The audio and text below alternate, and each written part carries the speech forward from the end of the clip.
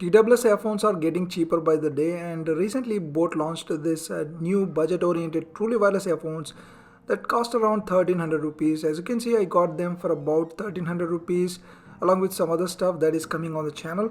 So let's find out if it is actually any good, and if you are new to the channel guys, subscribe and also like this video. Let's begin.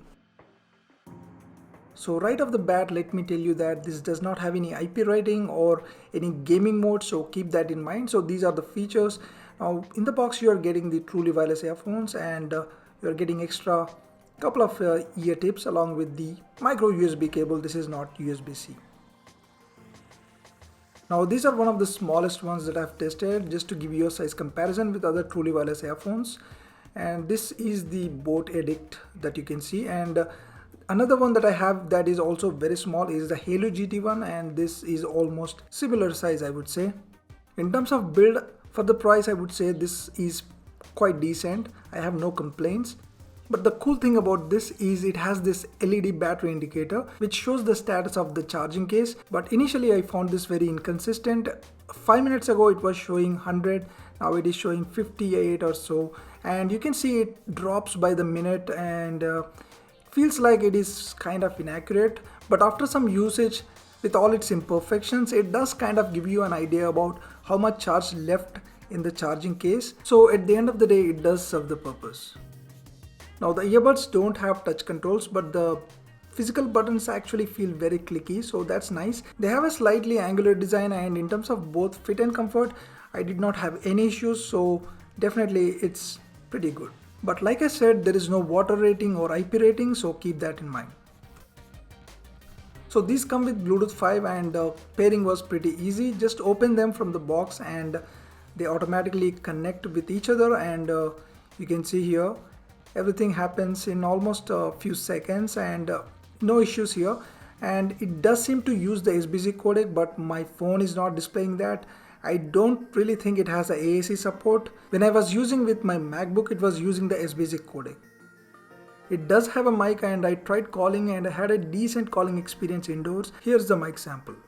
Hello guys, now I'm recording this with the Boat Edict Bluetooth earphones, and now I'm in a quiet room indoors, fairly quiet with very little ambient noise. Now I'm going to turn on the fan. So let's see if this actually catches the ambient noise, I mean the fan sound. I'm going to be quiet for a second.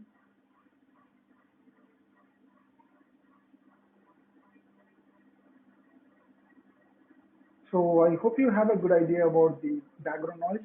So indoors, normally every Bluetooth earphones performs decent, but outdoors with a lot of ambient noise and the traffic sound and stuff, they kind of pick up a lot of noise. So let me know how the mic quality is.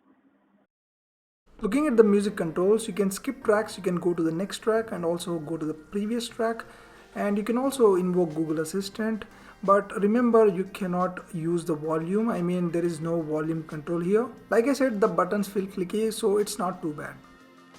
I tried gaming on these and it does have some noticeable lag, so it's definitely not for gaming. Now moving to the sound, I find that the treble is boosted too much. So much so that it actually gets irritating and overwhelming at higher volumes. And talking about the volume levels, weirdly on the Prime Music app I find this to be a lot louder compared to the YouTube app.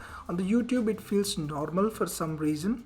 And I like the way the vocals sound. They sound very clear, and also I feel that they are kind of pushed a little further closer, and I could hear some details in the instruments as well, but it does lack the bass, that low end, that depth in the bass, and the bass lacks that punch or that thump. I feel that they are not tuned to be bass heavy because every other earphones come with a claim of heavy bass these days. So to sum it up, I would say these are good with pop, soft music, or that sad type of songs, the Arijit, the A.R. Rahman, the Sonu Nigam types. But if you are into EDM, hip hop, electronic music, then these are not gonna be good enough for you. So considering the price, I would rate this about 7.5 out of 10, which is not too bad. So finally, talking about the battery life, I got close to 4.5 hours of battery life at about 70% volume with mostly music and a bit of video watching, and also a single call about 20 minutes long. So that's my battery analytics.